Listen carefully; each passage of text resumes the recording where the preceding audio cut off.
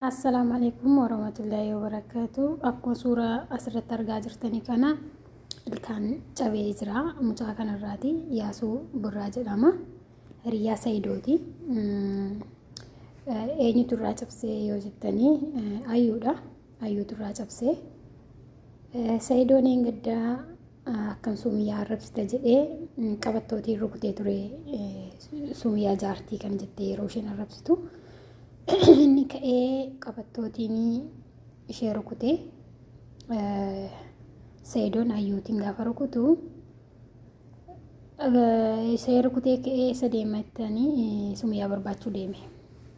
Achi booda Yaasuutti bilbilattee qaqqabii mana kiimii nageessii jetteeni naan jettee jedhee akka viidiyoo irratti isaan jedhanitti. Kazaan gaafa isheen gaafa Yaasuun Addis Ababarraa Finfinnee irraa gara Adaamaa deemu ogeetti fudhatee gara mana Ayyuutti deeme. Gaafa mana Ayyuutti deemu Ayyuun maaliif uftanii jetti immoo deebiste. Maaliif uftanii ani dhukkubni inni rukutee kuni asitti hin fayyu.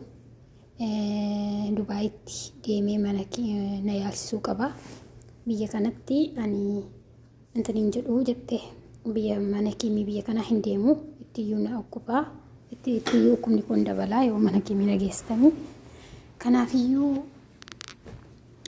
Sayidoon dhufuuti qaamaan argamuuti Dubaay na geessuu jette.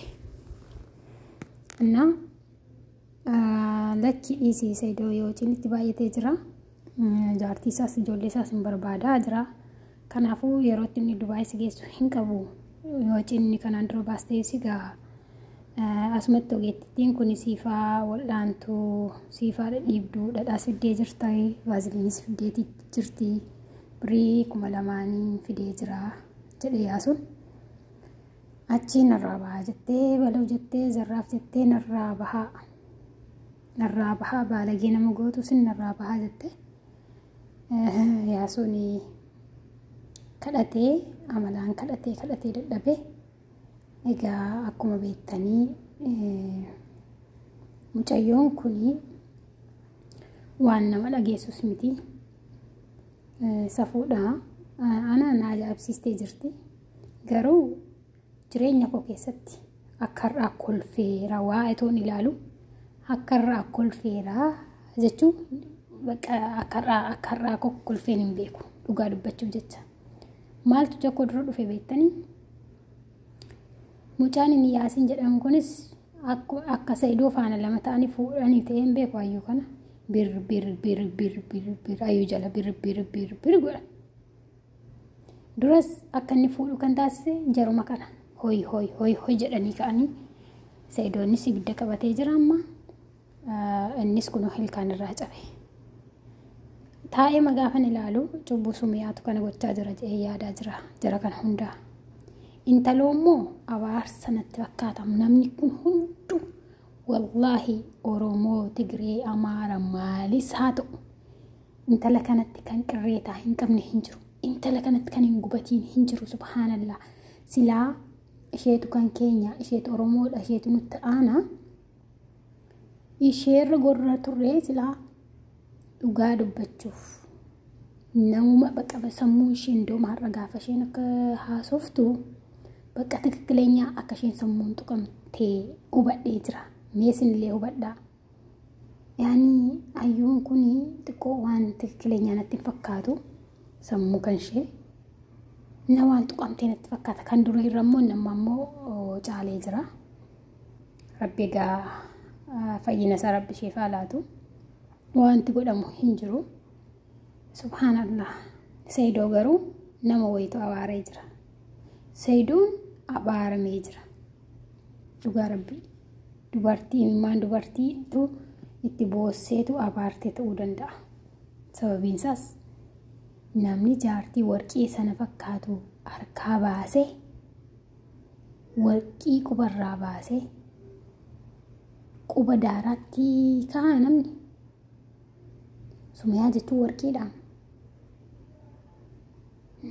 Ana ajaa'ibee jira. Dhugaa Rabbi ana ajaa'ibee jira. Hojii Rabbiin hojjeta bakka. ati qulqulluuti waa tokko malee namni isaa miidhu malee ati nama miidhiin an Sumayyaarraa obsa baradhee jira tasgabbii baradhee jira wallaahi gadi ba'anii iyyanii waa tokko gochuu akka hin dandeenye hubadhee jira. Kanaafuu yaasu rabbii si fayyisu ilkaan kee seedoon si dhaabsisaa kanammoo hojii keetii biqiltuu ati gadi qabdee dhaabdee sanatu sirratti jige biqiltuu ati gadi qottee dhaabdee sanatu isirratti jigee ilkaan kee tokkittii kana sayyuu fi lafiitii sirraa fudhate harkaan maal bishaan waadumu harkaan maal godhu jedhani.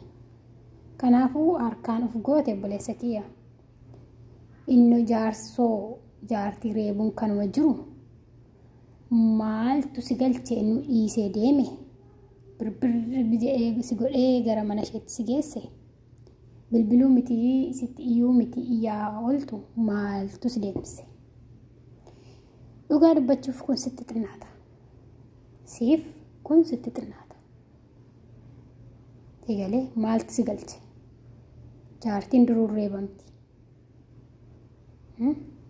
ijoollee dhamu abbaa qabdi haadha qabdi obbolaa qabdi ishee dhukkubnaan garasitti fiiguu qabdi turte siin maaluma si galche naan galle naan waanuma ishee jala fiigduufiyyuu naaf hin galle duraan yeroo Saayidoo rakkistu kan natti sirraa fuudha jechaa turte hawwa natti sirraa fuudha Saayidoo jechaa turte Saayidoonis egaa yeroo sanaaf maraate ammoo gudiisaa agarsiisaa jirtisas hojii isaa rabbisaaf laataa jira. Almuhim har'a wallaahi irri barrafneen tureyyuu sirriitti kolfa maan nadabbareeyyuu ture kolfaa miti lapheen koo baqa hangana dhukkubu dirasitti garaan koo kolfe ጥርሴ ወሰደች ይላል ደግሞ ጥርሴ ወሰደች ይላል ለሳቅ ሞትኩኝ ወላሂ ዋየተኮ ኮልፋን እንደያኒ በሩም ሲፋተው ነው ወከነካቴ ፉታ መሌ ጀተኒ ሆይ ጀተኒ ካሜራ የሮ ሰርጊ ሰነፋ ባስቴ አቲ ሱሚያና ከገራንሽ ጉበቱ ጎቴ ሲአባርቴ ትካው ሱሚያን ይፈባች በውዮ ይስተዩ ሲአባርቴት elkaanke tokko cabeerra borummoo areenyo akka cabu rabbi haa beeku waan hundaafiyyuu eenyu maqaan ishee Sumiyaan waan isheen sodaatteetu har'a sirra ga'e. Sumiyaan baay'isee fageessitee yaaddi jaarsi ishee garuu akkuma hayyuun jetteeyyuu hoolaadha sababiin isaas ayyuutu jedhee hoolaa anan miti dhuguma immoo gaafa ilaalanii namichoon dubartii irraa hoolaadha natti fakkaata yeroo siin jedhu ayyuu faana namni hin jiraatu fursaa baay'ees immoo argatee ture ayyuu hiikuuf tokkoffaa isheen na hiikii jetteetti lammata immoo duruma jalqabumayyuu fursaa ishee hin fuudhuu isuullee ni qaba ture. Inni garuu fuudhuma waan barbaaduuf fuudhe ammas deebifachuu waan barbaaduuf na hiikii jennaan deebifate.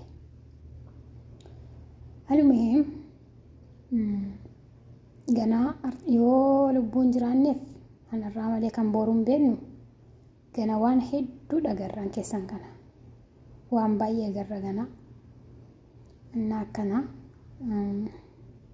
maashaallah baay'ee tokko ayyuunii sammuun ishee baafatee jira yookiin seeraan jiraachisuudha yookiin hiikuudha Saayidoonis sammuun talaa baasichiisee yookiin jiraachisuu yookiin hiikuu isaa hooyyaaf innaa akkas isiniin jedhaa laayik sheerii koomentii illee barreessaa warri akka koosinitti tolee koomentii barreessaa akkasumas immoo laayikii, sabskiraaybii gochuun dagatinaa isiniin jaalladha, isiniin kabaja. Baay baay.